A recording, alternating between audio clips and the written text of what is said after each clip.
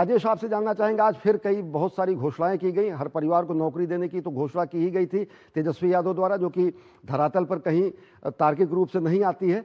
उसके अलावा कचहरी, कर्मचारी, लोहार, बढ़ई, इन सब के लिए लंबी फहरिस्त, और इस सब के बीच वक्फ कानून को कूड़ेदान में फेंकने का वादा।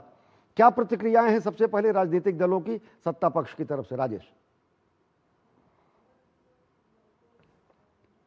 बड़ी बात है अश्विनी कि जो लालू प्रसाद कहा करते थे कि उनका जिन्न जो है मतपेटियों से बाहर निकलता है, वो जिन्न कहीं ना कहीं जनता दल यूनाइटेड की सरकार यानी नीतीश कुमार में वो शिफ्ट हो गया था। और अति पिछड़े वर्ग की जो एक बड़ी, हम कह सकते हैं, जो जमात है, वो जमात सीधे लालू प्रसाद से नीतीश कुमार में चली गई थी। लालू प्रसाद की पार्टी राष्ट्रीय जनता दल हर हाल में चाहती है कि अपनी वो खोई हुई ज़मीन जो है उसको हासिल किया जाए, और शायद यही वजह है कि तेजस्वी यादव ने लोहार या फिर अन्य जातियों का जो जिक्र किया है, उनको बेनिफिट्स देने जाने की बात की है, या फिर मुकेश सहनी और आईपी चौधरी की जो पार्टी है उनके साथ जो गठबंधन किया है, उसको इसी कवायद के रूप में देखा जा सकता है कि जो अति पिछड़े वर्ग में सेंधमारी जनता दल यूनाइटेड ने की, और फिर प्रधानमंत्री नरेंद्र मोदी के चेहरे को दिखाकर जो अति पिछड़े वर्ग में बीजेपी ने तेजी से सेंध लगाने की कोशिश की।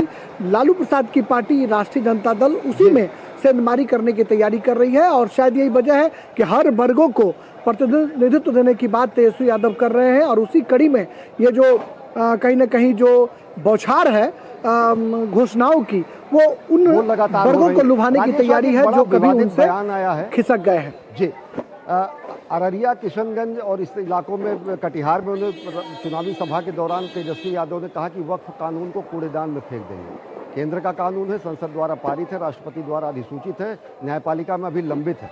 क्या मैसेज देना चाहते हैं? तुष्टीकरण की पराकाष्ठा, और ये भी बताना कि चाहे विधायिका हो, चाहे वो कार्यपालिका हो, चाहे न्यायपालिका हो, किसी के भी काबू में नहीं, केवल वादे ही कर रहे हैं, और इसी पर कहीं ना कहीं निशाना भी एनडीए साध रहा है।